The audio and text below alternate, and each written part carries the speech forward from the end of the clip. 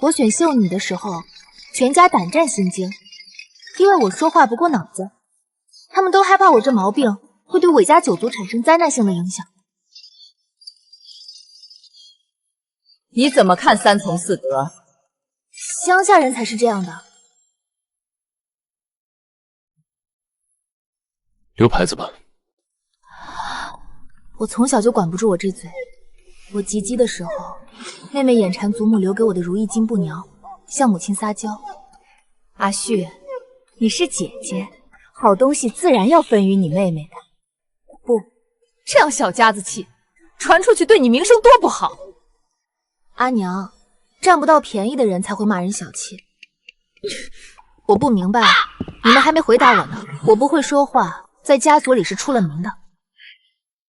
菩萨保佑，成哥儿明年定能考得功名。祖母，菩萨又不是王八堂的乌龟。程表哥第一大爱好逛青楼，第二大爱好喝花酒，能考上我就是菩萨，菩萨就是我。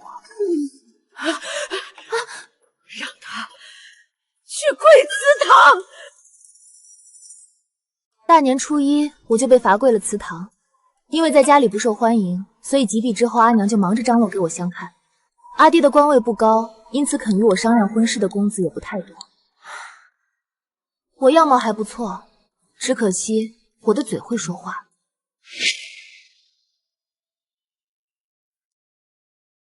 红娘引我见杜公子，我家肉食风祖必不叫你如此干瘪。我看着他那鼓胀如皮球的肚子，脱口而出：“不必，不必，我最近吃素。”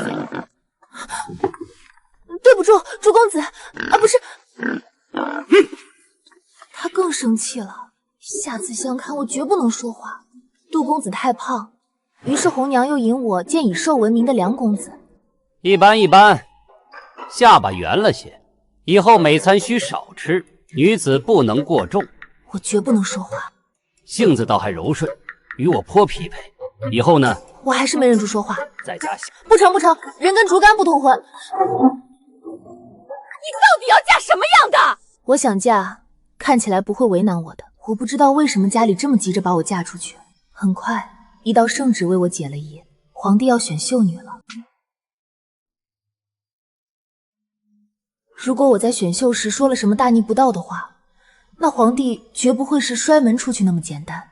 不仅我们一家的脑袋都会大猪小猪乐亦凡。我爹娘非常懊恼，没有当机立断将我嫁出去，只能在我出发前再三叮嘱我少说话，最好不要说。我背负着九族的期望入了宫，别人家都是期待着女儿一飞冲天，我们家的期望很朴实，活着就行。但是结果十分出人意料，我被留下了，我还被封了贵人。我爹惊了，我娘傻了，我祖母赶紧去看灯芯有没有爆花。从此我就是韦贵人了，十分直言不讳的韦贵人。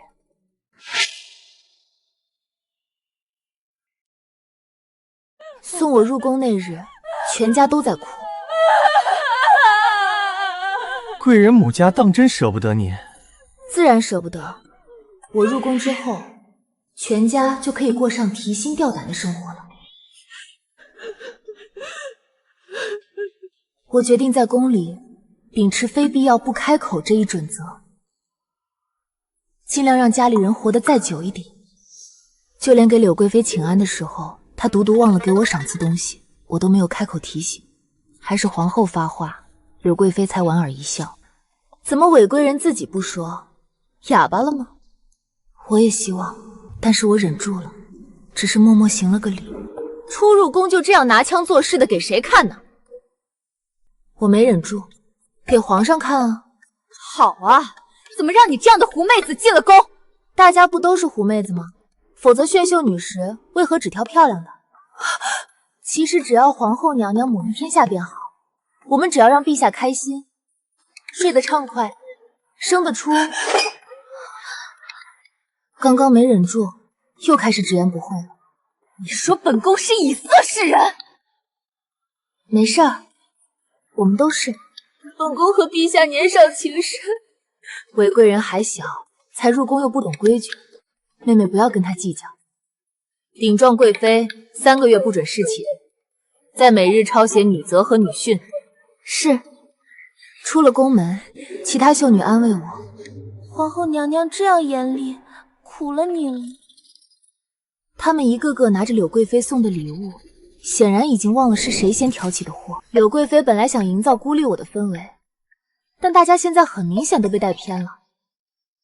原来贵妃得宠，连皇后也要避其锋芒。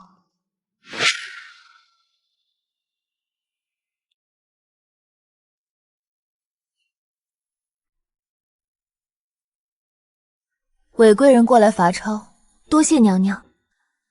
谢本宫什么？娘娘罚了我，柳贵妃就不能再罚我了。就算柳贵妃去跟陛下告状，3个月之后陛下也就不记得了，我就还是韦贵人。放肆！别人都说我古板严厉，你倒是不怕。我嘴上又没忍住。娘娘古板，说明绝不会越雷池半步，所以只要我遵守规矩，娘娘那就不会对我严厉。我不怕规矩，我就怕没规矩。像柳贵妃那样想一出是一出的，我无法招架。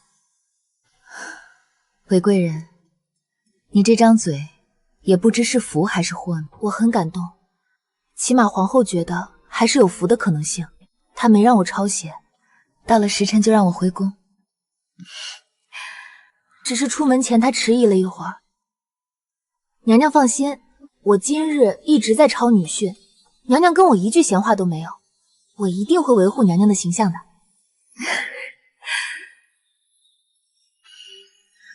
嘘，其实皇后娘娘很年轻，笑起来也很美，不比那柳贵妃差。我就这样每日来喝茶，其他入宫的秀女都见过了皇帝，有的封了位分，有的得了赏赐，只有我天天往皇后宫里跑。韦贵人，韦贵人，每日陪伴皇后娘娘的感觉如何？可不是人人都有这样的殊荣呢。是啊，我也觉得每天很开心。柳贵妃狐疑的眯起眼，她有点摸不太清我的套路。哼，但我估计她还是给皇帝吹了点枕边风，因为皇帝很快就召我前去。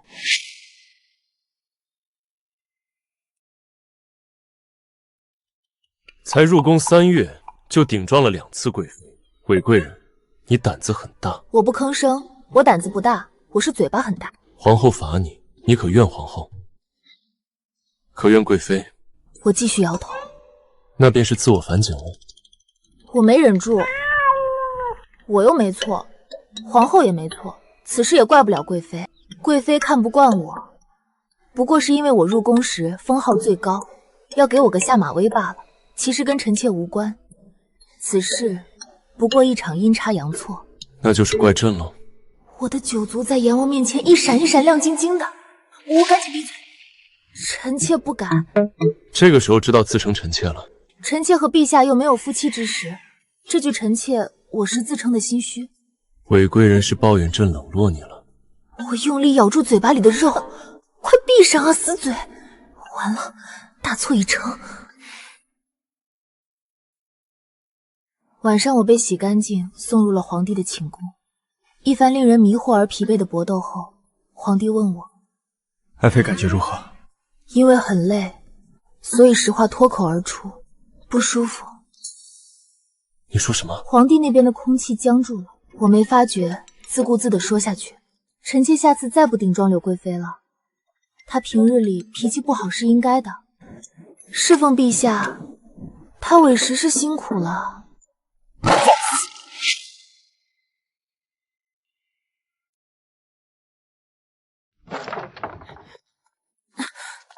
皇帝把我赶出去这事儿，第2天就传遍了六宫。韦婿，怎会如此？因为我说事情不太舒服。你成何体统？娘娘不要生气，臣妾不知其他人是怎样，分不出好坏，胡说的。你还想比较？娘娘这话就不对了。陛下有后宫这么多人呢，臣妾也就一个。大胆！来人，给我掌他的嘴！柳贵妃，本宫还在这里呢。韦贵人大逆不道，大放厥词，掌嘴还是轻的。韦贵人不过是说床地之上，宫妃不宜沉溺，这句话错了吗？我抬头看去，皇后唇边有一丝讥讽的笑没来得及掩去。皇后很包庇韦贵人，却把陛下放在哪里？陛下嘛，陛下自然在皇极殿。事情当晚就失宠的，你是第一个。我没放在心上，只琢磨原来我之前的判断错了。皇后根本不怕柳贵妃，之前只是懒得计较，都怪我这张嘴。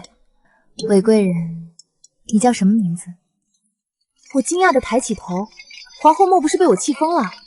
臣妾名韦旭，家里都叫臣妾阿旭。本宫没看出来，原来你这样鲜活可爱。本宫原来不知道为何那日皇帝执意要留下你，今日突然懂了。放心，你不会失宠的。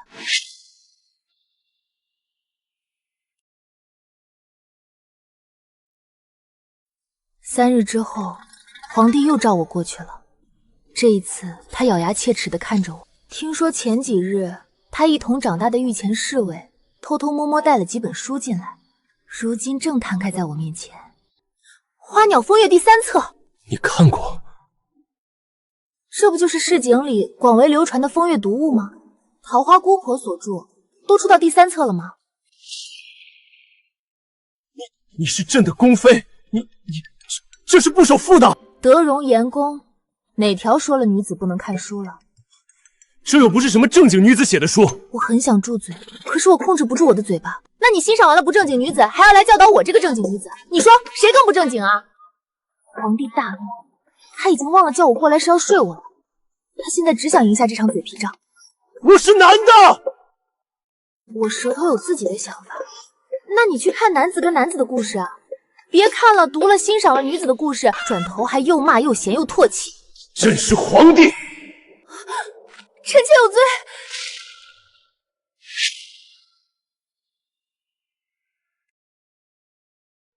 现在想起来认错了。陛下是陛下，一句话就能灭了臣妾的9族。臣妾的家人还想多活几年。皇帝哑声，半晌，他开口：“规格之中不论这个，你起来吧。”我站起来跟他面面相觑，显然双方都从刚刚激烈的争论中清醒过来了。你之前看过第2册？第1册最好，小凤仪和玉公子桃花树下幽会那段。那叫一个活色生香。张贵妃和皇后说：“姐姐，你知道吗？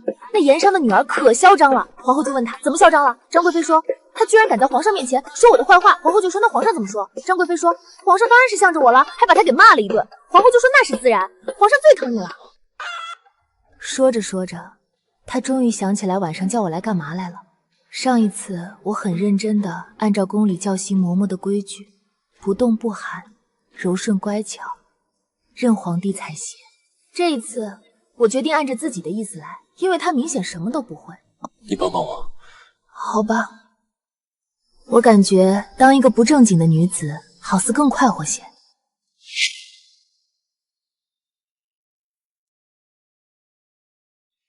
皇帝召见我的次数渐渐多起来，因为他突然对市井画板起了浓重的兴趣，而我在这方面博览群书。不好的是，再见柳贵妃的时候，她的脸色就不太自然。怎么，如今得了几次宠幸，就不把本宫放眼里了？我很奇怪她这种想法的来源，还是规规矩矩给她请安。贵妃娘娘万安。她不说话，但一直盯着我，一会儿咬牙切齿，一会儿冷若冰霜，半晌挥挥手让我走了。过几日皇上又召我，午睡被吵醒，我没忍住抱怨几句。怎么这个时候叫我？贵人得宠，这是好事啊！我睡眼朦胧地往前赶，差点没跟柳贵妃的侍女撞个跟头。好啊，本宫的裙子都被你泼湿了。我没说话，只好似没睡醒一样盯着她看。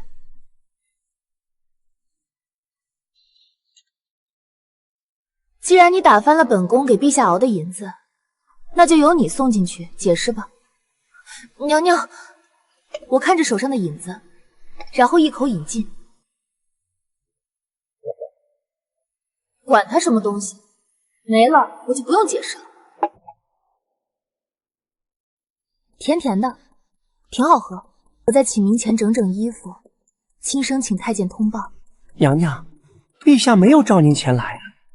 我还没来得及反应，身后宫人拖着词中的手突然一松，我还没来得及回头看那明显是被人吩咐过的宫人，就听见一个睡意朦胧的不悦声音：“是谁？”“是韦贵人来了。”他问你就非得说吗？原来不合时宜的说话这样讨人嫌。唉，又要请罪。谁让你来的？没人让我来。正午息的时候，最讨厌别人打扰了。我也是，可惜我得罪了柳贵妃，如今她想让陛下厌烦我，就出了这样一个损招。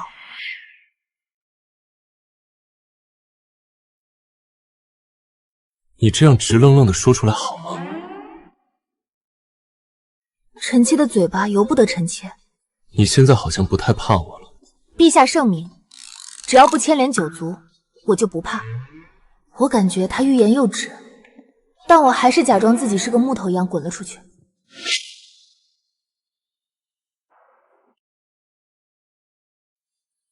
一通折腾，我也清醒了，便去探望皇后。她正在看书，看见我便微微一笑：“你来了。”仿佛招呼一个朋友。娘娘，我不明白，你被柳贵妃陷害了。娘娘明察秋毫，柳贵妃小时候见过陛下，曾数次跟陛下一起玩耍，也算是有缘。皇后这话说的委婉，原来不过是这样的年少情深，也值得柳贵妃这样对我。我还是不明白，茶又苦又涩，正如我一直以来的心情。我们明明都困于这后宫一辈子出不去了，为什么还要互相折磨？皇帝喜欢谁跟我有什么关系？是我让他选我的吗？是我自己要选秀的吗？还不是他下的旨，他选的人。你跟我年轻的时候一样，听我爹说不许我考科举，让我进宫的时候，我也是这样一堆道理。娘娘，你想考科举啊？话说出来我才觉得我傻，这还用问啊？她都是皇后了。我从前是被家里当作男孩养大的，哥哥学什么我便学什么。年少的时候还经常穿男装出去玩。其实哪里是我爹不许，是世间不允许，只是用我爹的嘴说出来而已。皇后闺名杨碧如，是江南杨家的大姑娘。江南是什么样的？我从小没有踏出过京城一步，气候优渥，一年可种植2季战成稻，河道纵横，商业发达，赋税可达全国1/3，富庶之地才养得出世家。江南世家底蕴悠久，可惜有点太悠久了。他没跟我说什么江南烟雨，没跟我说什么诗词情长，他说种植、赋税和河道。娘娘，那你以前是不是跟杨世劳一起学了很多策论和治国啊？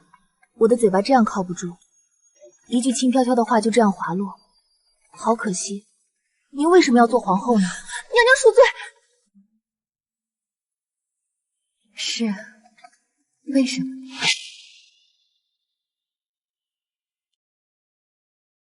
自从上次打扰皇帝午睡，他就没再召见我，我就天天在皇后这里读书。他很喜欢读史书，偶尔也看点市井民俗。我只喜欢看市井民俗，在皇后的监督下，不得不看点史书。半个月后就是皇帝万寿了。娘娘，我家对我没有位分要求，如果他们知道我现在没有了在皇上面前出现的机会，他们会很高兴的。这样啊？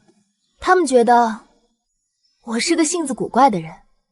我从小就记性极好，不管是记书还是记事，话都说不太清的时候，我已经学会了观察，所以我知道自己这张嘴是不讨人喜欢的，因为我总是把一些令大家都难堪的事实说出来。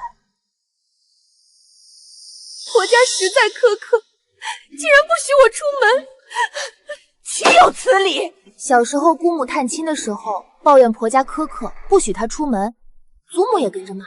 祖母，我娘出门，你不是也不许吗？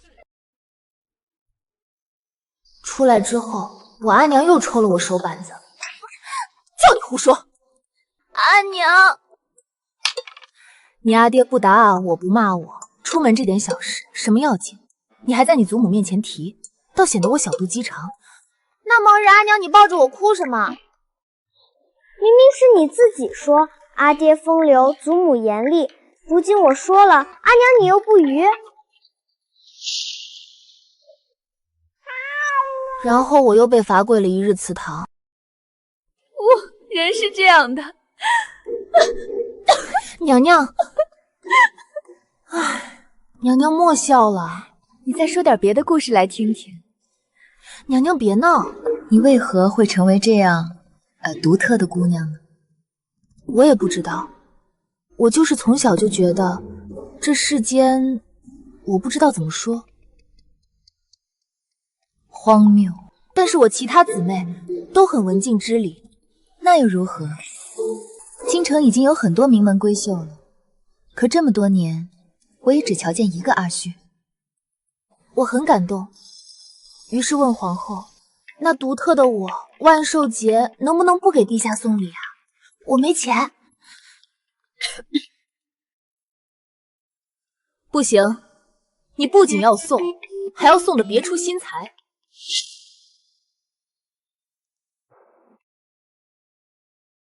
万寿节前一天，皇帝召了我。明日就是万寿节，朕给你个机会，把贺礼先给我。你不会没准备吧？怎么会呢，陛下？你真的没准备？臣妾以为陛下不会再召见臣妾了呢。你在怪我？怎么会？臣妾绝对没有这样的想法。真的不怪朕。跟陛下在一起，不死就行。你什么意思？陛下是掌握我生死的人，而我给陛下递过去的把柄实在太多了。陛下，你跟豺狼虎豹关在一个笼子里的时候，你也觉得活着就行吧？我是豺狼虎豹，是才貌双全，龙精虎猛，狼奔屎拓。什么乱七八糟的？罢了，我也不怪你没准备贺礼，咱们算扯平了。不是，其实我准备礼物了，我给你准备了一个大惊喜。真的？快给我看看！陛下快看看，这可是城南收来的新货。你真的给朕准备了礼物，阿叔。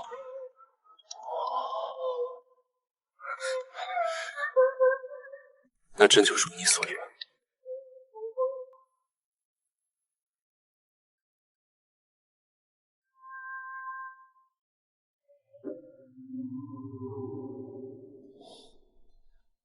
阿旭，你这礼物真好。陛下过奖了。叫我李寻。阿寻，他的眼睛笑起来的时候含情脉脉。我突然想到了柳贵妃，她以前也是这样看着他，然后就沉迷了吗？我好像能够理解他了。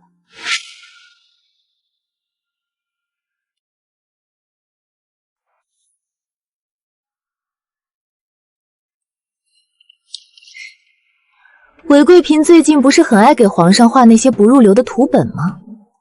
把这个花样想办法混进她常看的图册里。娘娘，这不过是个普通的并蒂莲，能有何用？普通？这可是当年先帝的贤贵妃最爱用的专属纹样。太后此生最恨那个装模作样的女人，谁敢在宫里用这个图案，就是在戳太后的眼珠子。本宫倒要看看，这次皇帝和皇后还能不能保住这狐妹子。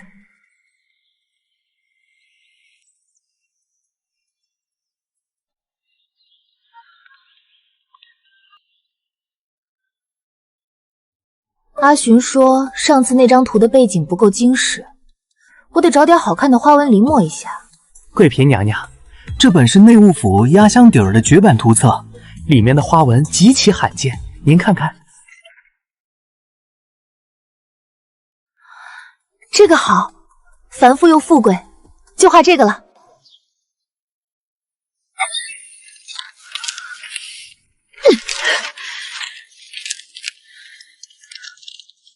我不理解他，就因为李寻升了我的位分，有必要陷害我吗？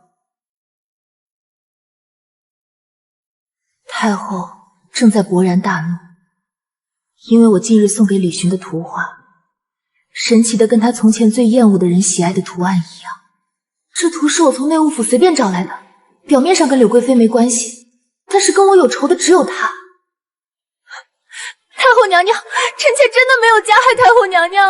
韦贵嫔心思单纯，定是被陷害的。我很感动，皇帝睡了我，新鲜感还没过去之前，他维护我是正常的。但皇后只是为了我，不过他们两个人看起来都很生气。母后，这件事情必得彻查。有人竟敢将手伸进后宫里，皇后。臣妾定会查清楚，还韦贵嫔一个清白。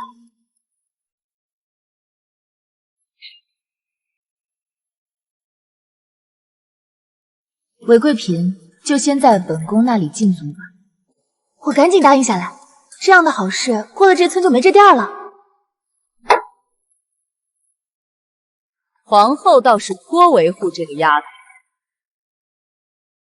你莫非是那个说乡下人才遵守三从四德的秀女？是，那个时候臣妾年少无知。好，那我再问一句，你如今入宫了，怎么看劝辇之德呢？不坐轿子的美德啊。他声音不好听，别让他说话了。让他说。有好吃的东西不吃，有舒服的轿子不坐。娘娘，您觉得这人怎么样？怎么看都是个傻子。太后沉默片刻，帝后二人紧张地看着她。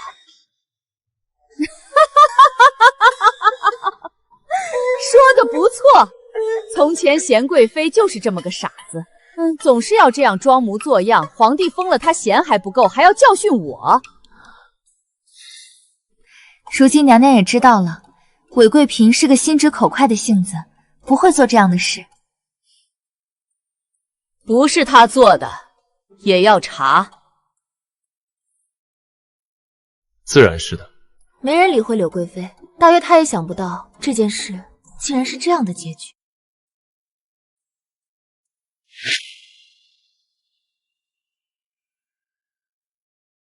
自从那次我送给李寻的图画被查出有端倪，太后震怒，帝后联手做局之后，春熙宫突然间便寂寥了下去。李寻是个心善的人，哪怕明知道柳贵妃可能在背后捣鬼，哪怕前朝对柳家已经有了微词，他仍然保留了他贵妃的尊荣，他只是不再踏入春熙宫半步。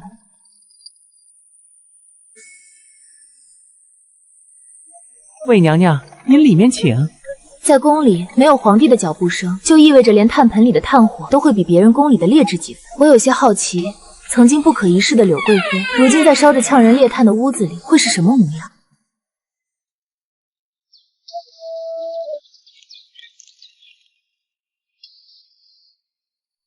韦贵嫔，你倒是个实心眼的，如今满宫里躲着本宫走，你还真敢来。贵妃娘娘万安，您叫我，我自然得来。况且您这儿的茶点向来是御膳房做的最精致的。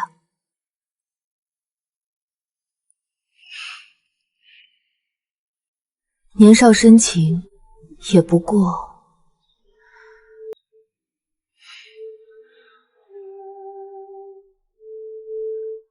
娘娘，年少没有情深，年少只有冲动。您还有大好时光在后头呢，每天都在往前过，何必执着年少呢？我试图让他明白，与其在这里缅怀一个随时会翻脸的男人，不如多吃2块点心。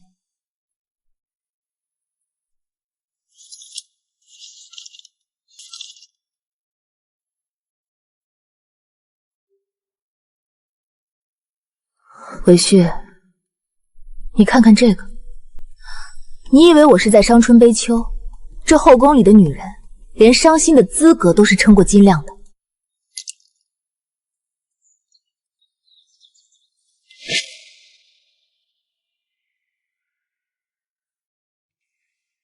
我没有接那封信，因为我这人怕麻烦，更怕死。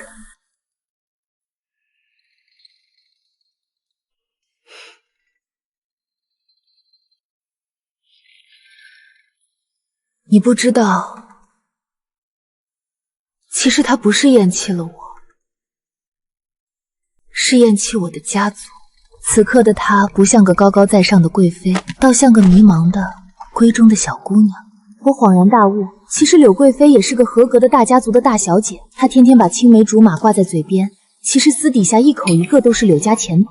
陛下年轻，锐意进取。柳家太老了，太大了，站在了他要走的路中间。我脑子里的弦没绷住，嘴巴又秃噜了。他娶你的时候，不就是图柳家根基深厚吗？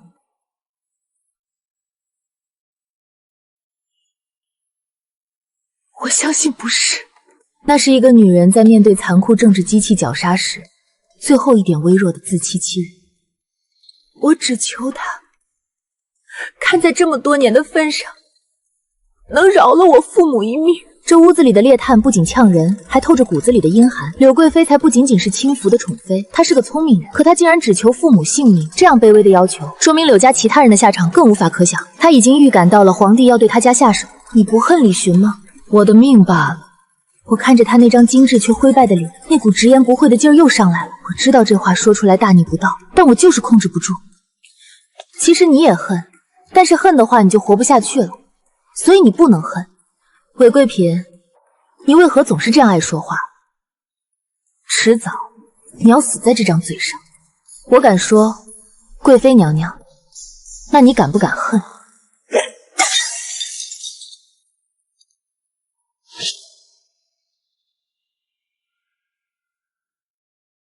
从春熙宫出来后，我觉得胸口像是堵了一块大石头。从前我看画本子，公子与小姐婚后便是花好月圆夜，可是月亮不会总是圆。柳贵妃曾经也有个好结局，但她不是执笔人，我们都不是执笔人。李寻是吗？好像也不是。我带着满心的困惑跑去了长春宫。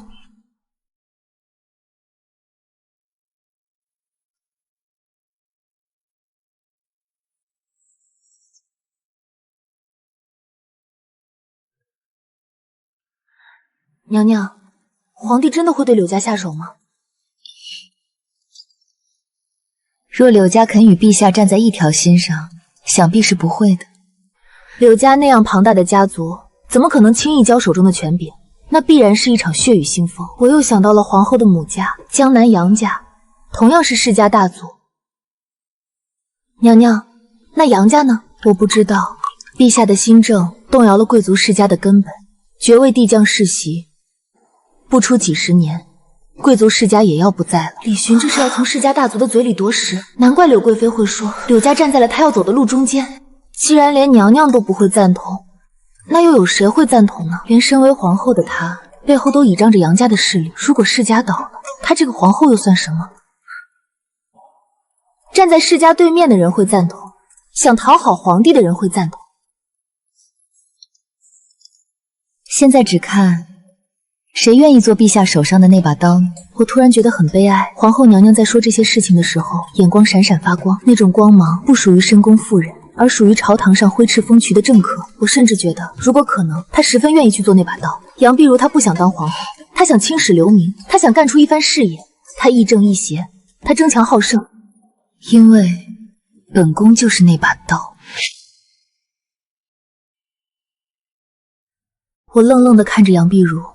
他依旧端坐在那里，手里甚至还拿着那卷泛黄的史书，可我却觉得周身的温度都降了下去。娘娘，您早就知道。我脑子转得飞快，想起之前万寿节的并蒂莲图画事件，太后发难时，帝后二人异口同声的保我，而皇后更是直接将彻查此事的权利揽了回来。柳贵妃是个聪明人，但她太急了。她见你得宠，便想用太后最厌恶的图案借刀杀人。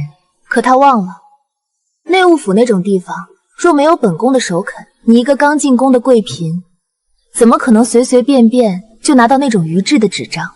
所以，那只是您故意放出来的。您拿我当鱼饵？阿旭，只有千日做贼，没有千日防贼的。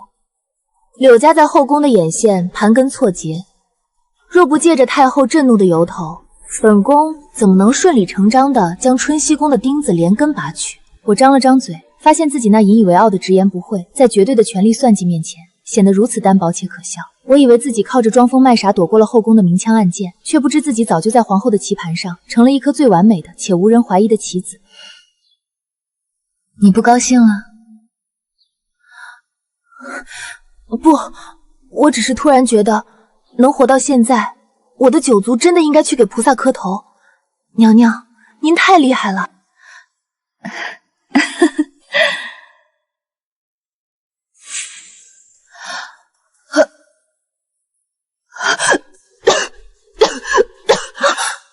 皇后娘娘，她捂着嘴，咳得撕心裂肺，仿佛要将五脏六腑都咳出来。当他将手帕从唇边移开时，我分明看到那方洁白的丝帕上赫然绽开了一朵刺目的血眉。阿旭，做一把刀也是要见血的。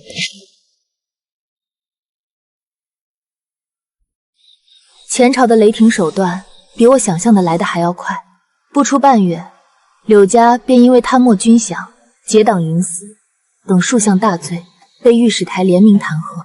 曾经不可一世的柳父被下了大狱。柳家树倒猢狲散，满门抄斩虽免，但流放和褫夺官职是逃不掉的了。他看起来很疲惫，眼底有重重的乌青，但眉宇间却透着一股难以掩饰的大权在握的亢奋。他喝了3杯我倒的茶，开始滔滔不绝地向我倾诉。阿雪，朕也是没有办法，柳家这颗毒瘤不除，朝堂的法令便推行不下去。朕的新政动摇了他们贵族世家的根本，他们便处处掣肘。朕要对得起这天下百姓，就只能委屈贵妃了。我看着他那张英俊的脸，心里突然觉得有些反胃。他既想要铲除异己的清明果决，又想要维持自己重情重义的名声。他甚至还要在一个他自认为没心没肺的妃子面前来扮演一个被迫无奈的明君。陛下圣明，柳家确实站在了您要走的路中间，除掉他们，您的路就宽敞了。你懂朕就好。这世上能懂朕苦心的又有几人？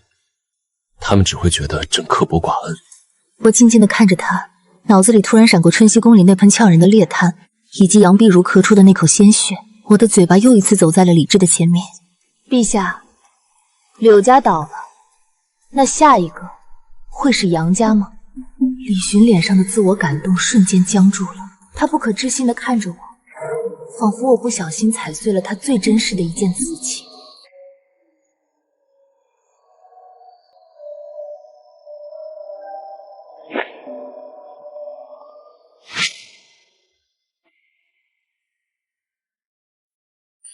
李寻连夜拂袖而去，甚至没有留宿。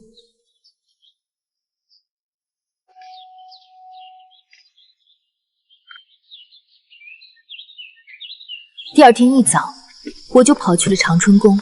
我急需在杨碧如那里寻找一点真实感，哪怕那真实感同样鲜血淋漓。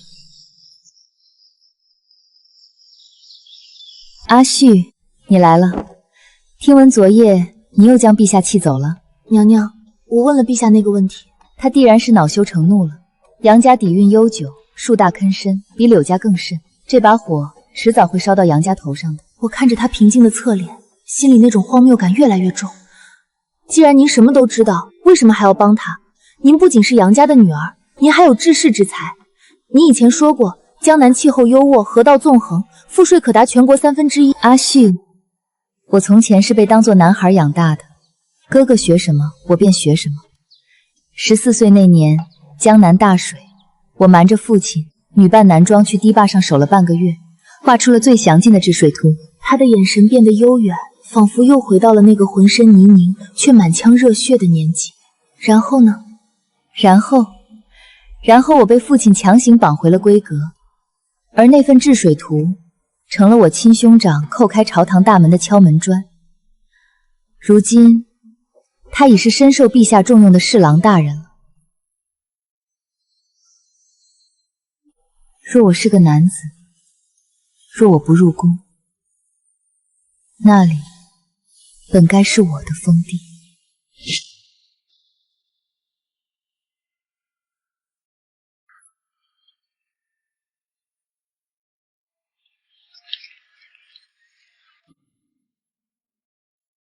柳贵妃最终被褫夺了贵妃的封号，降为最末等的答应，打入冷宫。搬宫的那天，下着淅淅沥沥的小雨，后宫的女人都躲在自己的宫里，唯恐沾染了这倒霉的晦气。只有我撑着伞去春熙宫门外送她。她没有哭，甚至没有发脾气。她穿着一身粗糙的素衣，头发只用一根木簪挽着，洗净青花后，反而透出一种死气沉沉的平静。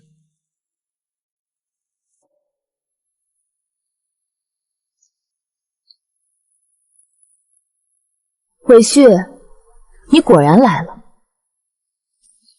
来看看你，以后冷宫路远，我可能就不常去看你了。你倒是直白。我曾经以为，只要我牢牢抓着他，柳家就会安然无恙。现在我才明白，从头到尾，我们不过都是他棋盘上的弃子。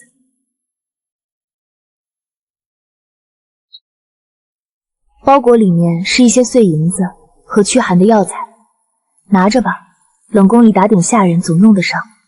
韦旭，别以为你赢了。飞鸟尽，良弓藏，皇后又能护你到几时？我在地狱里等着看你和杨碧如的结局。哎，这不用你扶。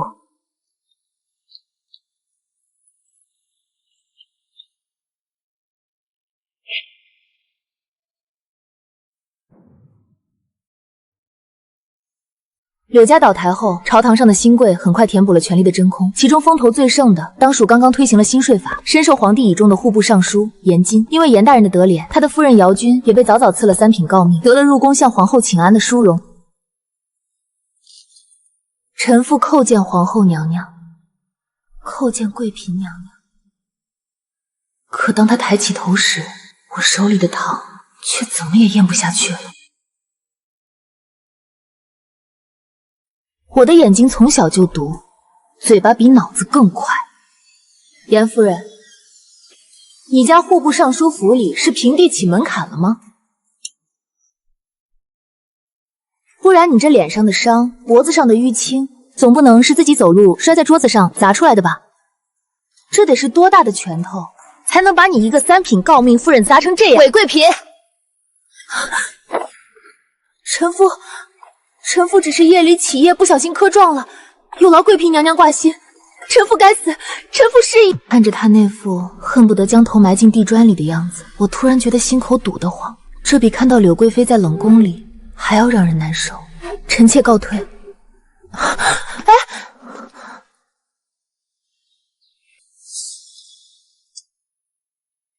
我借着宽大袖袍的掩护，将纸条攥紧。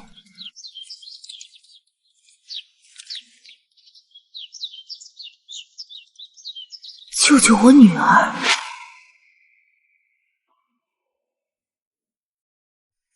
我把纸条给皇后看。严津是个活阎王，可他现在是陛下面前的红人，我不信邪。李寻平日里对着我总是一副深情款款、明辨是非的模样，我不信他能容忍自己的重臣是个在后宅里将妻子视若赃奴、虐童贱奴的畜生。当晚李寻召我侍寝，他心情极好，兴致勃勃地向我炫耀他今日如何在朝堂上压制了那些反对削爵的老臣。严津是把好手，长于计算，为人精干，有了他，朕这把刀才算开刃了。陛下，严大人在朝堂上是把好手，在后宅里也是个好拳脚的。他的夫人今日入宫，满脸是伤，连脖子都被掐紫了。阿旭，你怎么管起别人家的内围之事了？夫妻间拌两句嘴，动手也是有的。动手也是有的，那是打老婆。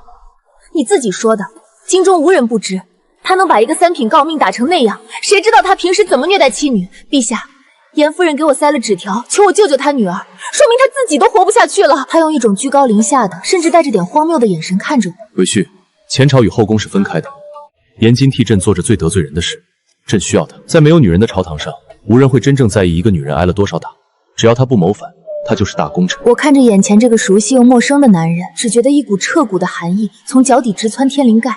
若是我们的女儿呢？若是我们的女儿将来遇到了这样一个为了所谓大局而在家打死老婆的男人，你也会觉得只是拌2句嘴吗？李寻的眼睛猛地亮了，他甚至惊喜的一把抓住我的肩膀。阿旭，你有孕了？你已经想到咱们有女儿了吗？我看着他这张充满狂喜的脸，犹如一只被放了气的猪尿泡。我那满腔的怒火和悲哀，像是一拳打在了棉花上。没有，我不想要孩子。你这样口无遮拦，幸好遇到的是朕。若你嫁的寻常男子，光这句话就能治你的妻出之罪。也罢，咱俩还年轻，不急于一时。真是鸡同鸭讲。我悲哀的发现，他不是不懂，他是觉得根本不重要。那天之后，我连续几日没有见李寻。我每天都在长春宫里和皇后商量，有没有什么委婉的法子，能让内务府借着赏赐的名义去尚书府敲打严金，或者把严家的女儿借着伴读的名义接进宫里。皇后说很难，但总有什么是可以做的。然而，我们终究还是低估了严金的暴虐，也低估了这世间的残忍。娘娘，皇后娘娘，尚书府刚递了折子进内廷。我的心猛地一沉，一种极其不祥的预感死死攫住了我的咽喉。户部尚书严金之妻3品诰命夫人姚君，于半个时辰前疾病暴毙了。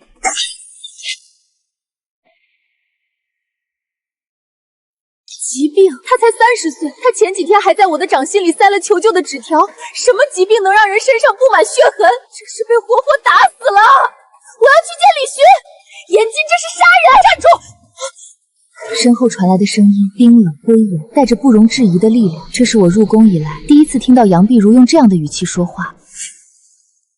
浓黑的墨汁在砚台里晕开，像极了深不见底的黑夜，又像极了凝固的血。他的眼神如同极北之地的寒冰，没有悲痛，没有软弱，只有一种决绝的杀气。不要去找陛下，那没有用。铺纸，本宫要替他写悼书。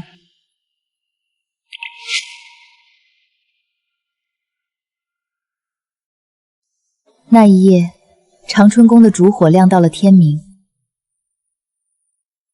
他的背脊挺得笔直，手中握着的狼毫笔尖沾满了浓黑的墨汁，如同要在宣纸上划开一道道滴血的口子。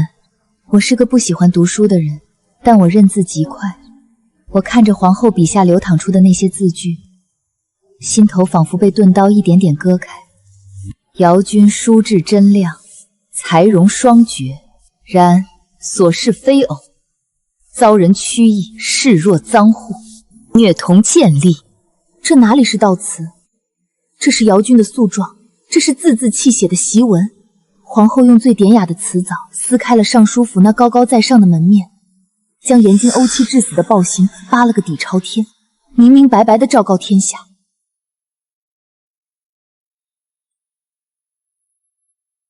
去，将长宫太监叫来。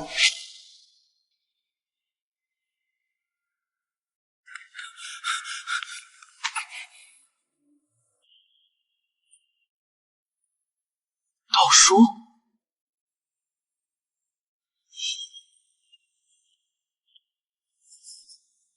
娘娘，使不得啊！娘娘，严大人如今是陛下得用的重臣，这悼词若以内廷的名义发出去，便是生生打了陛下的脸啊！本宫是天下女子的表率，若连本宫都不敢说一句真话，这天下的女子便真的只能做猪狗。去发。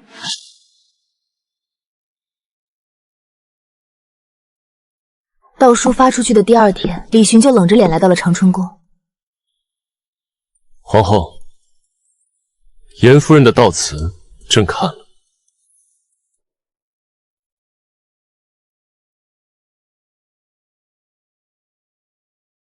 他虽是三品诰命，但这样的措辞，将朝廷命官形容成苛待内围的暴徒，是不是有些过了？那种笑容我看过很多次，是他在嘲笑我那些不懂规矩的直言不讳时才有的。只是这一次，他嘲笑的是高高在上的天子。陛下，臣妾这也是没有办法。臣妾问过姚君，是他授意臣妾这样写。皇后，严夫人她不是已经去世了吗？对啊，死人怎么会授意？是啊，陛下，他都去世了。他看着面前这个端庄的妻子，突然发现自己无论用什么朝堂的权谋大局，都无法反驳这一句他都去世了。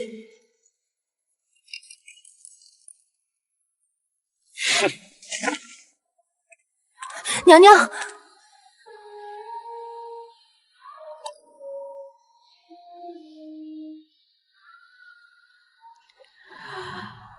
阿旭，我们输了。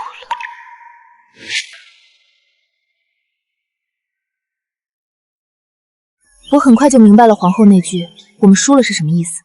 那篇悼文在京城确实引起了轩然大波，言官们纷纷上折子弹劾严金治家不严，德行有亏。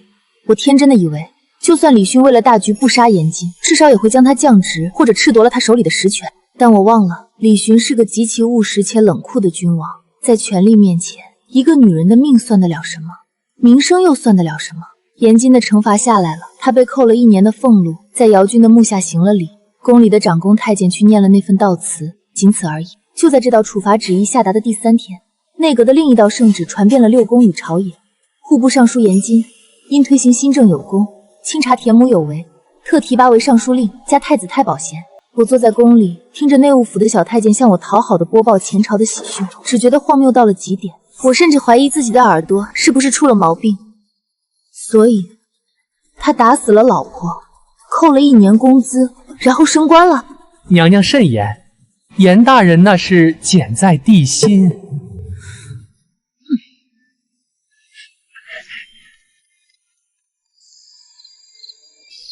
我坐在镜子前，看着镜子里自己那张年轻的脸，想起李勋前几日还在我耳边念叨，若是咱们有了女儿，胃里就是一阵翻江倒海。严金不是个东西，那提拔重用他的李勋，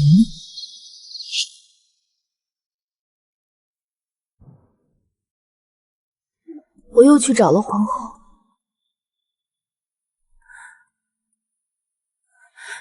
娘娘，您不生气吗？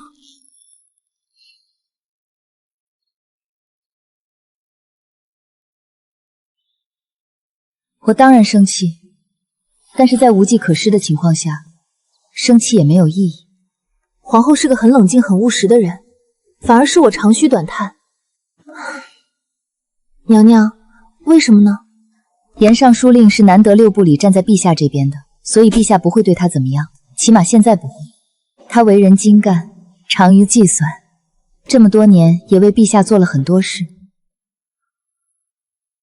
我沉默了一会儿，那股无力的痛楚如同一张巨大的网，将我死死缚住。总有什么可以做的。阿旭，我们能做的就是这些了。可是您是皇后，是天下女子之首，难道就只有这些吗？阿旭，做到皇后是靠着家族和皇帝，不是我挣来的。没有出过力，自然没有真正的权利。那按您的说法，这世间没有给女子攀爬的道路了。不错，你是个聪明人。这是一种极度可怕的绝望，这种恨意犹如最细微的鹅毛绒钻入我的骨髓，刺挠得我坐立不安。那股难受的劲儿从心口涌向四肢百骸。娘娘，我好像生病了，我不想当这个贵嫔，我更不想见李勋。于是我吩咐内务府，韦贵嫔受了风寒，需要闭门谢客。我第一次决定不再用直言不讳去对抗，我要装病躲开这个恶心的笼子。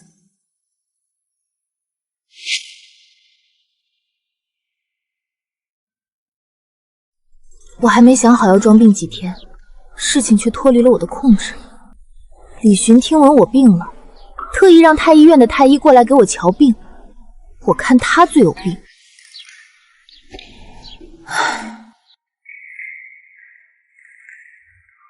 可我没等到太医，他们全被召去了长春宫。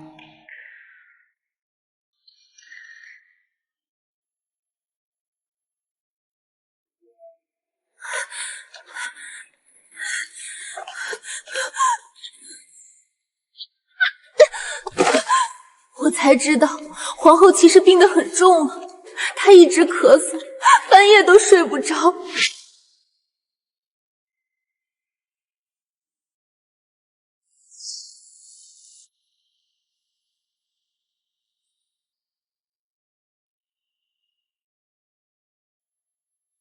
如今她不再费心掩饰病容，我才看得清她毫无血色的嘴唇。长春宫外跪满了一地的人。李寻沉着脸站在外头，听太医报告。是，有最好的药吊账。皇后若有闪失，朕要你们全院陪葬。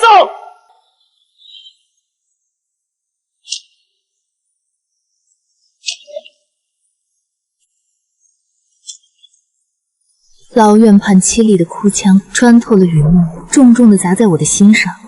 陛下，并非微臣等不尽力，只是皇后娘娘心头郁结难解，气血两亏，娘娘的脉象已是油尽灯枯了。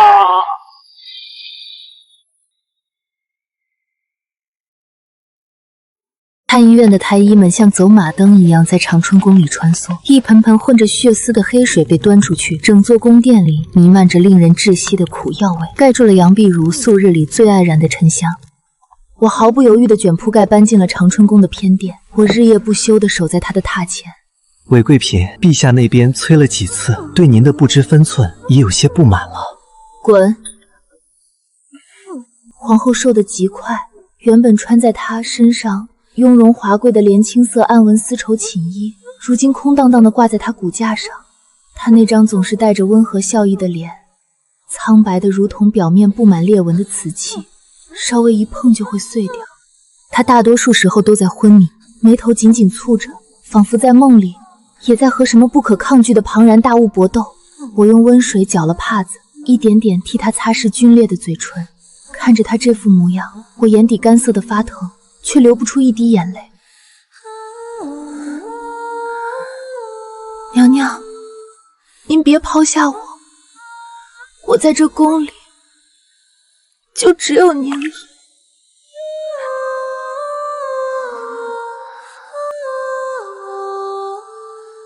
江南，去江南。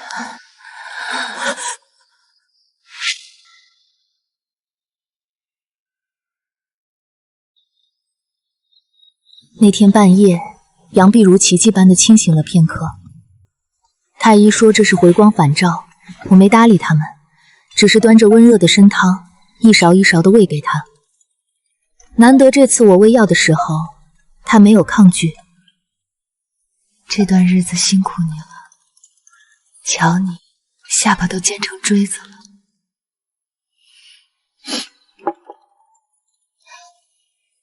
阿旭，我从小就不明白，为什么世间有这样多无法理解的事。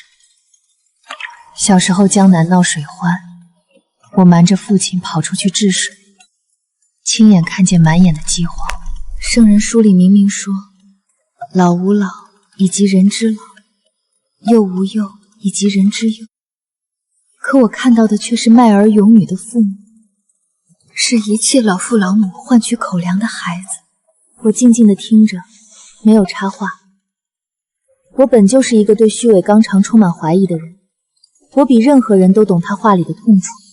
这世间这样不公不道，我想做些什么，我本可以做些什么，可我却不能。为何不能？为何不能啊？同是一母同胞，哥哥就可以拿着他的治水图去博取功名，他却只能被关在深闺，最后当一个被供在神龛里的泥菩萨皇后。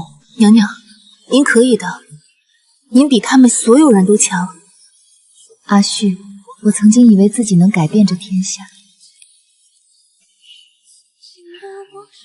但我最后却连一个姚军都救不了。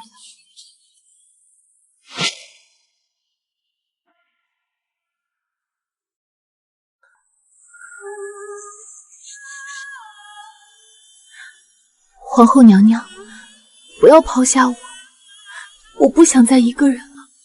阿旭，你就像一个真正活着的人，在这座死气沉沉的陵墓里看到你，我终于觉得自己不再是孤零零一个人。阿旭，扶我起来。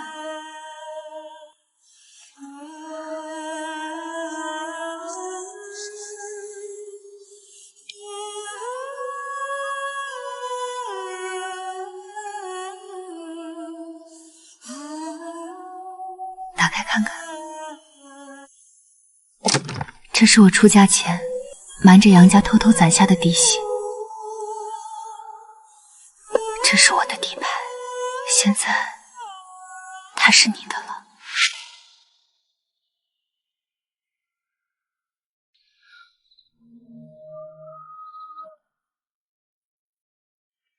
李寻终究还是来看杨碧如了。那是他们作为帝后的最后一次见面。皇后，你这又是何苦？严禁的事，朕已罚了他，也未曾迁怒于你，你非要用自己的身子来跟朕、跟朝局赌气吗？陛下以为臣妾是在赌气？难道不是？你一直是天下女子的表率，是朕最识大体的完美皇后。等你变好了，朕还要与你共享这海晏和亲的盛世。识大体，所以臣妾就活该看着姚军被活活打死，活该被这大局困死在凤座上。陛下，您要的从来不是妻子，而是一个替您装点人面听话的泥菩萨。这盛世里有姚军的命，也有臣妾的命，臣妾觉得太脏了。皇后，你病糊涂了，朕看你是真的疯了。臣妾累了，陛下请回吧。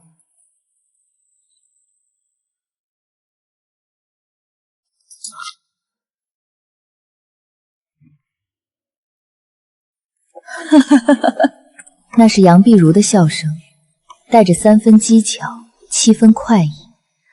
那是对这可笑的皇权最无声也最致命的嘲讽。李寻脸色铁青地离开了长春宫。在那之后，杨碧如的精神似乎又奇迹般的好转了一些。她让我把那个紫檀木匣子里的账册拿出来，翻靠在床上，一页一页地教我看。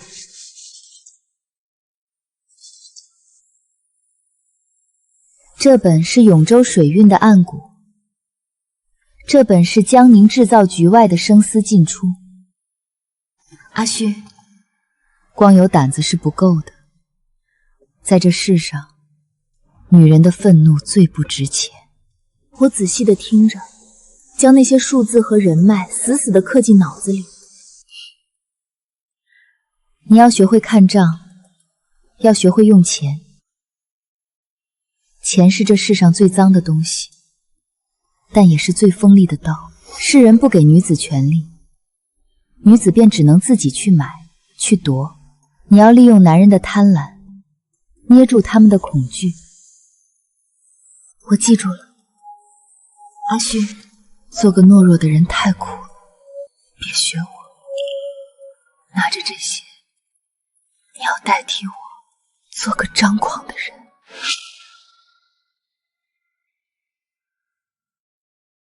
那是5月里一个难得明媚的清晨，轻手轻脚地端着温水走进去时，发现皇后今日精神出奇的好。她没有像往常那样昏睡，而是靠在银枕上，看着窗外透进来的天光，苍白的脸上甚至泛起了一丝微弱的红晕。太医说，这是油尽灯枯前的最后一点光亮。阿旭，你来了。娘娘今日觉得如何？那本《花鸟风月》第3册，你不是说桃花树下幽会那段最好吗？我之前总追着你看史书，今天你给我讲讲桃花姑婆的话本吧。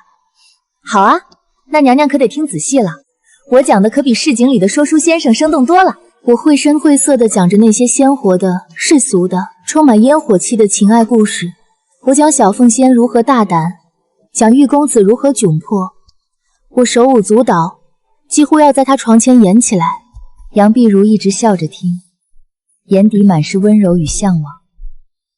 那是她被困在杨家嫡女和皇后这2个身份里，从未体验过的肆意人生。故事讲到一半，小凤仙终于牵到了心上人的手。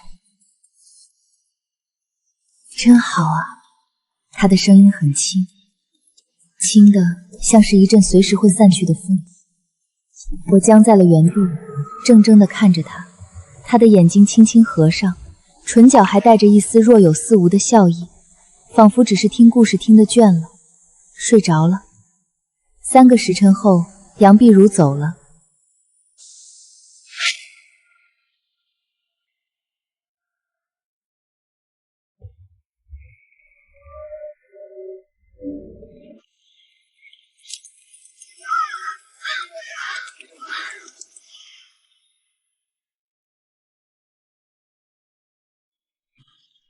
为皇后侍疾，也不必做到这样的地步，受了这么多。光阴在传承，将前尘修进了掌纹。娘娘她怜我甚多，破落的记忆像温存涌进。你跟她姐妹情深，我明白。我不明白她到底明白了什么。她或许以为我只是失去了一个在后宫里庇护我的靠山，又或者是感念皇后对我的宽纵。她永远不会知道，杨碧如带走的是我在这座死城里唯一能喘息的窗口。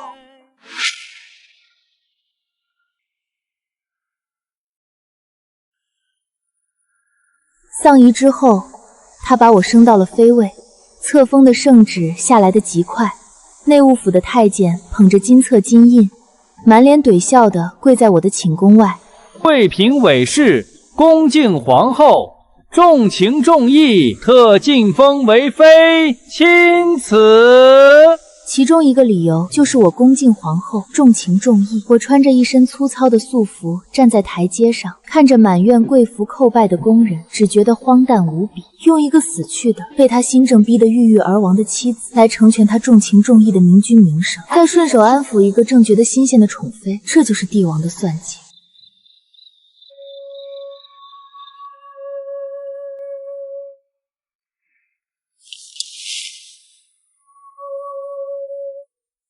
你这几日也不理朕，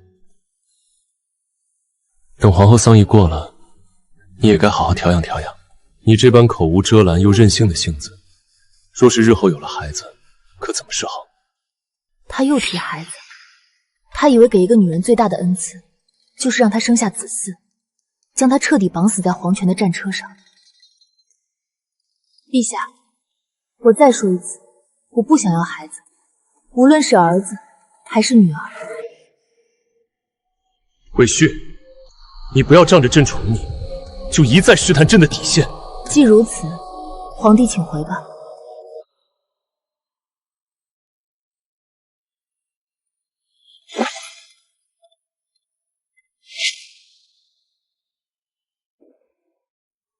我生得太快了，没了皇后的弹压，后宫的那些女人自然按耐不住了。那是在去给太后请安的路上，几个平时就看我不顺眼的妃嫔聚在御花园的假山后，压低了声音嚼舌根。韦妃娘娘的运道确实不一般，一入宫就跟先皇后结下深情厚谊。该说她会巴结，还是说她放得下身段？将死之人也不怕晦气，还整宿整宿的守着。这有什么晦气的？臣妾请韦妃娘娘安，娘娘恕罪。我居高临下的看着他们，没有一丝怒意，反而笑得很真诚。你们这样羡慕，以后我死的时候也让你们去侍奉。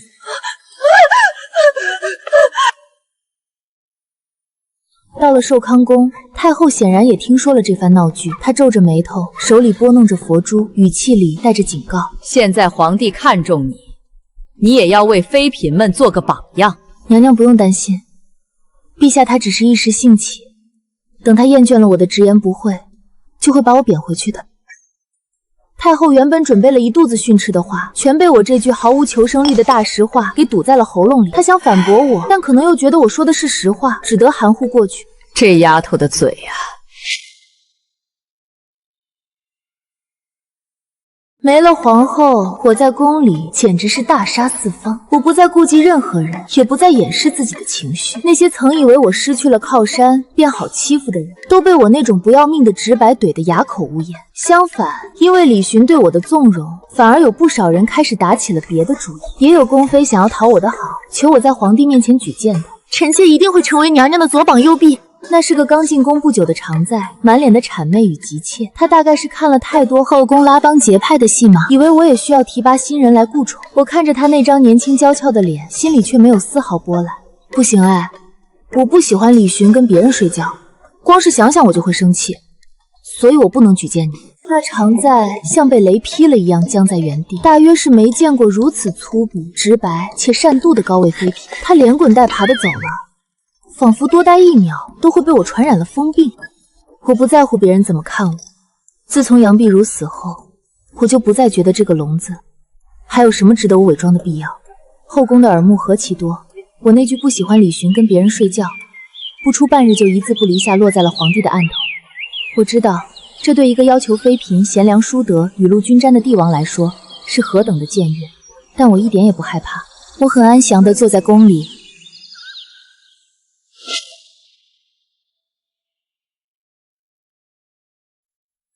李寻来了，皇帝很难得的白天来了我宫里，我俩更多时间是晚上见面。因着杨碧如的离开，我也很久很久没有这么近的端详过她了。她没有让人通传，就这么径直走了进来。她目光沉沉，身形也有些消瘦，褪去了夜色和床榻间的暧昧。白日里的李寻，帝王的威压更加让人喘不过气。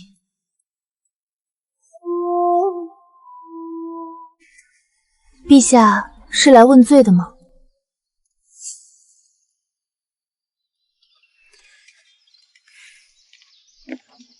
你现在连茶也不给我喝了。他的声音里没有雷霆之怒，反而带着一种极其诡异的被冷落后的委屈。这种委屈让我觉得滑稽极了。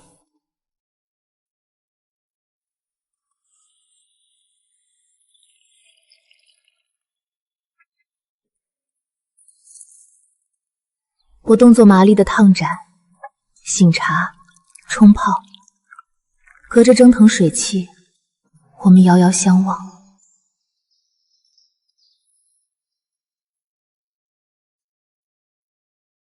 你说不想我去别人的宫里，是真的吗？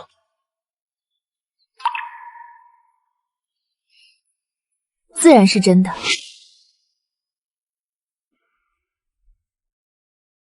听完我毫不犹豫的肯定回答，李寻的眼底闪过一丝复杂的情绪，那里面有帝王的威严被冒犯的薄怒，但也有一丝作为男人被一个女人强烈渴求的隐秘愉悦。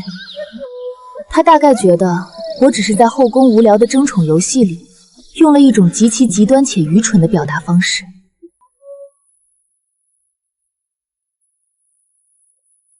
那我来你宫里，好吗？我看着他，他真好看，剑眉星目，有着上位者独有的从容。如果是以前，我大概会在心里腹诽两句他的自大，然后顺水推舟的应承下来。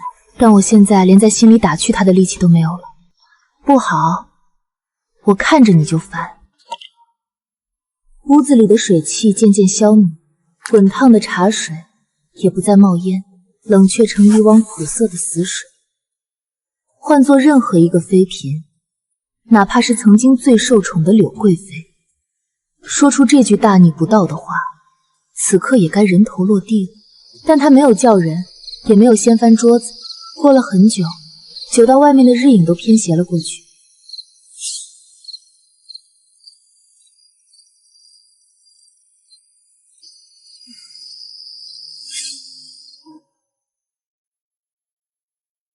阿旭，你为什么不怕死？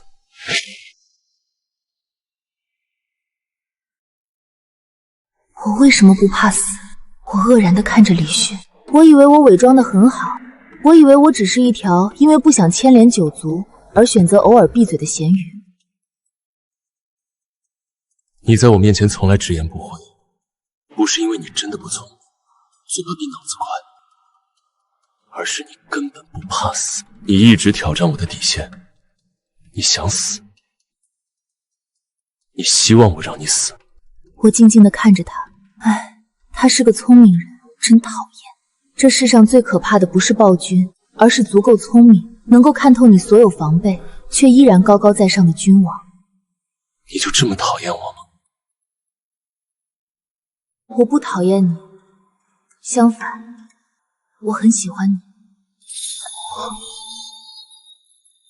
我对你有独占欲，我喜欢跟你待在一起，我喜欢跟你有肌肤之亲。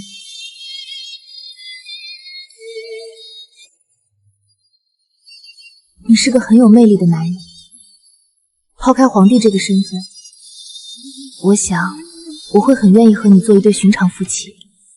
只是你说，我无法开心了。没有皇后娘娘，我没办法开心。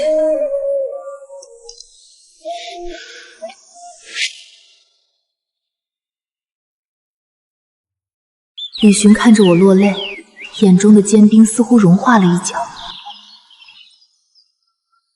他伸出手，将我一把搂在怀里。你入宫以来就跟皇后亲密，她猝然离世，你一时受不住也是有的。他轻轻拍着我的背，像是在哄一个因为弄丢了心爱玩物而哭闹的孩童。我任由他抱着，鼻尖萦绕着他身上特有的龙涎香，心里却是一片荒芜的清醒。他不明白，他以为我的悲伤只是一时的情绪失控，以为女人的痛苦都可以用时间或者恩宠来填补。我不知道，我觉得我不仅仅因为这个事情伤心，我在为姚君伤心，为杨碧如被折断的羽翼伤心，为这世间所有无法发生的女子伤心。而那个亲手推行新政，为了大局而默许严禁家暴，为了皇权而将杨碧如困死在后座上的始作俑者，此刻正用最温柔的姿态抱着我。我无法原谅他，我更无法原谅在这个吃人的系统里依然享受着他施舍的自己。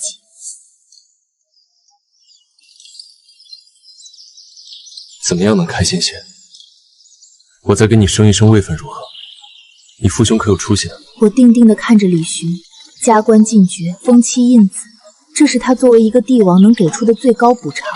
他是个好人，可他的好无法让我在未来漫长的宫廷岁月里欺骗我自己。我可见的未来里，我无法保证不去怨他恨他。李寻没有错，但他的存在就是站在杨碧如和姚君的对面。陛下，我只想要一样东西。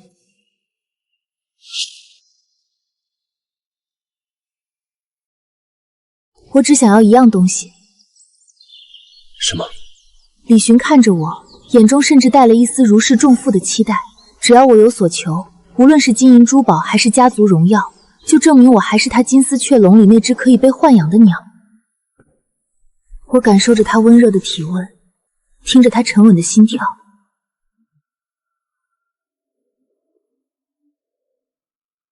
自由。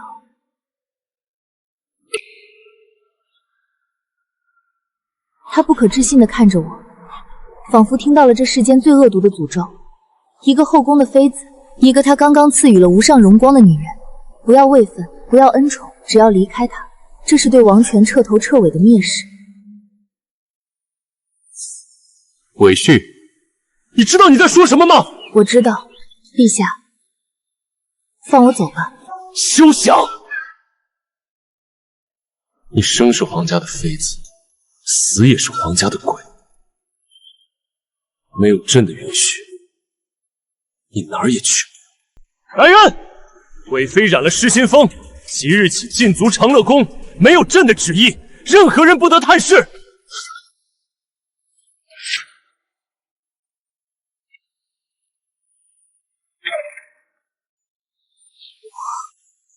被彻底困住了。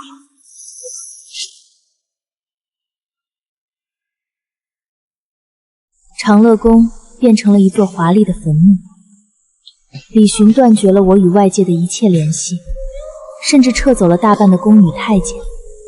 他试图用这种令人窒息的秘技逼迫我低头认错，他以为这样就能折断我的骨头，但他忘了杨碧如留给了我什么。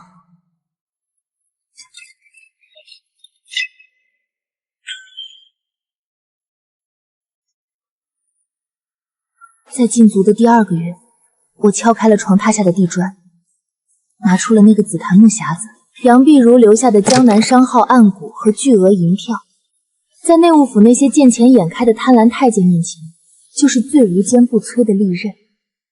我用杨碧如教我的手段，一点点收买了负责长乐宫公统清运的太监，又买通了内务府的一个老名医。我不需要千军万马，我只需要在这个庞大而腐小的机器里撬开一条不起眼的缝隙。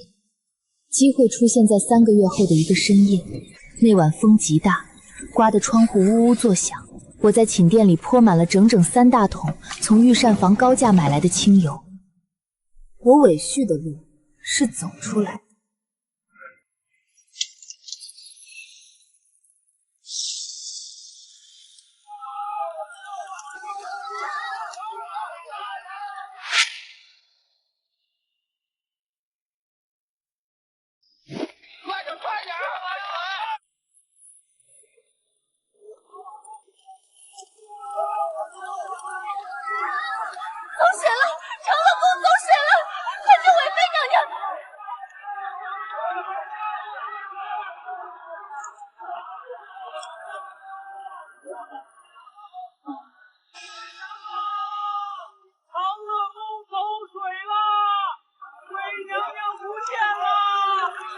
叫我李寻。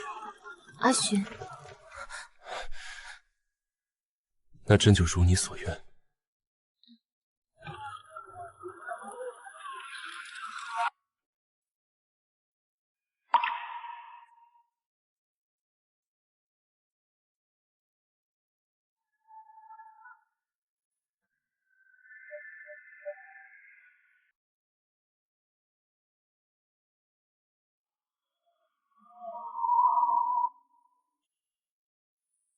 你叫什么名字？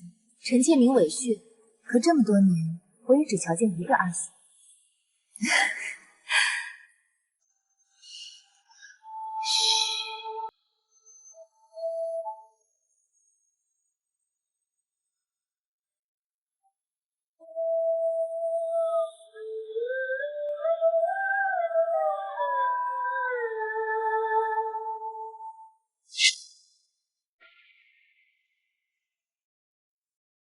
3年后，江南永州的富庶之地来了个说话口无遮拦的女人。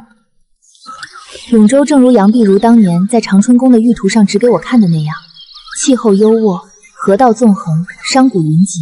只是她一生都被困在四方的宫墙里，而我带着她攒下的所有底牌，替她走进了这片广阔天地。我包下了一整座3进的宅院，盘下临街最好的铺面。也许是钱多的没地方花了，我便开了一个小小的钱庄。刚开张的时候，永州城里的其他大钱庄一开始还警惕了一阵，以为来了什么过江龙。可等他们派人来打探，听见这钱庄只借给富人时，差点没笑掉大牙。一个妇道人家，不守在后宅相夫教子，抛头露面开钱庄，还只借给女人。韦老板，女人兜里能有几个大子儿？你这钱庄怕是撑不过下个月就要关门大吉了吧？3年了，江南的江风吹散了我在宫里沾染的木气，我也终于找回了当初那股横冲直撞的劲头。撑不撑得过，就不劳王掌柜费心了。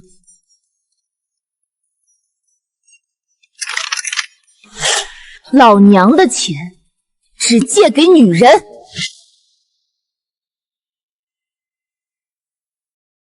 王掌柜们之所以笑话我，是因为我借出的款项实在太小了，每次只会借出额最多半两银子，最低10文钱都借。富贵人家的夫人小姐自然不会来借的，那借给谁呢？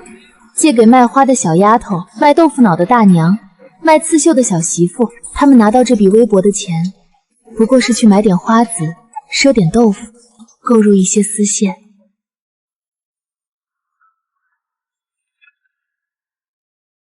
老板，小的实在不解，咱们这生意进项这么微薄，您这图什么？女人嘛，心思重，感情深。借了你的钱，比你还怕还不上。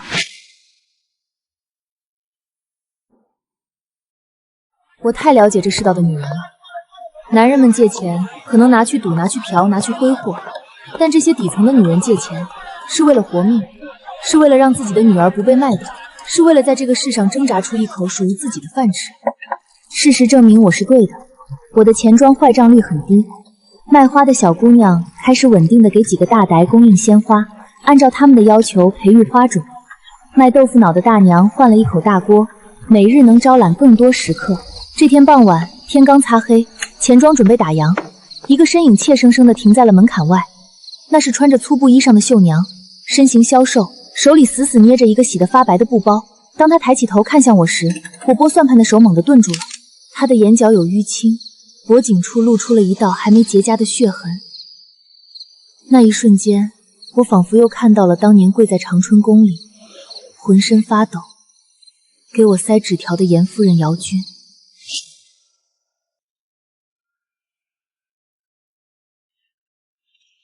进来。韦老板，我想借半两银子买些上好的苏绣丝线，若是绣好了卖给绸缎庄，能赚1两。谢谢韦老板，谢谢韦老板。韦老板，外头人都说您是个寡妇。我丈夫没死呢，我只是跟他分开住。那是为什么呀？不为什么，烦他。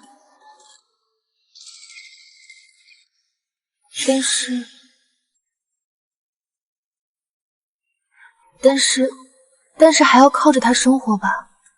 以前是，但以后我靠我自己。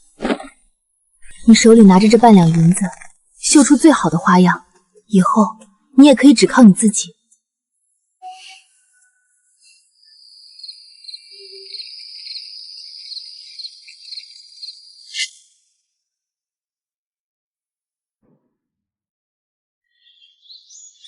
几天后，一艘从京城来的商船在永州码头靠岸，带来了一个惊天动地的消息。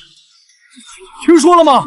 京城出大事了，尚书令严金被抄家了。皇帝力排众议，以结党营私、妄纵家奴的罪名，罢黜了尚书令严金，将其全家流放岭南。听着街头巷尾的议论，我站在钱庄的屋檐下，静静地看着北方。李寻终究还是动手了，严金那把刀用钝了，变成了废铁。虽然罪名里依然只字未提姚君，但恶人终究遭了报应。姚君，你听到了吗？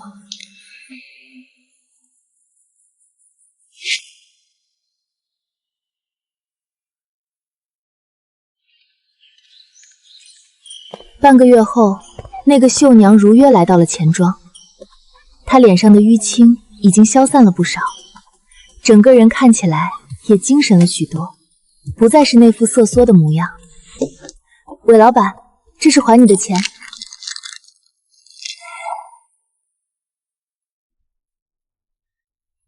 多谢你，让我这次赚到钱，以后我妹妹也跟着我做这个。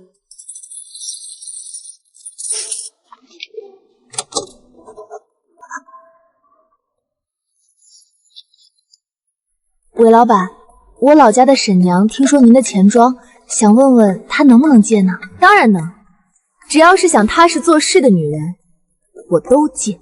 别人从前叫我娘娘，我心头总是惶惶；如今他们叫我韦老板，我应得很爽脆，这是我应得的。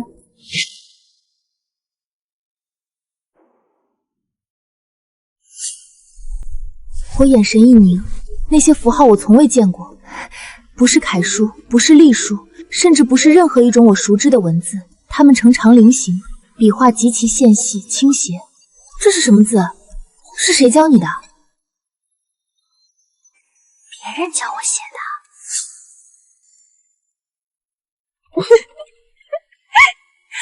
我以为你不识字。哎呀，不是男人的那种字，女人的字，我认得。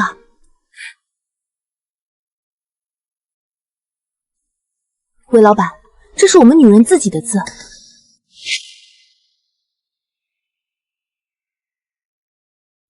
我抬起头，不可置信地看着他。这世上竟然有一种文字是独属于女人的。他教了我一种字，你瞧，看上去是指甲掐在皮肤上的一道一道，但是我教你认，它叫江永女书。在那一瞬间，我的脑海中轰然作响，我想起了杨碧如被迫藏起的治水图，想起了姚居那无处申冤的满身血痕，想起了这世间千千万万被剥夺了读书识字，甚至被剥夺了名字的女子。这世道用科举、用女德构建了一座囚禁女人的铁笼，可是生命总会找到自己的出路。在这男尊女卑的缝隙里，女人们用指甲在皮肤上掐出的痛楚，用绣花针在布帛上刺出的纹路，创造出了只属于她们自己的声音。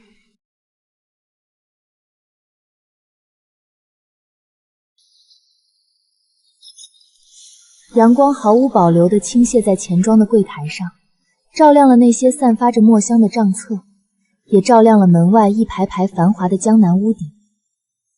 我翻开一本崭新的账册，提起笔，我没有用杨碧如教我的那些正楷，而是用极其郑重、略带生涩的笔触，在第一页上写下了一行线细、倾斜却充满力量的江永女书。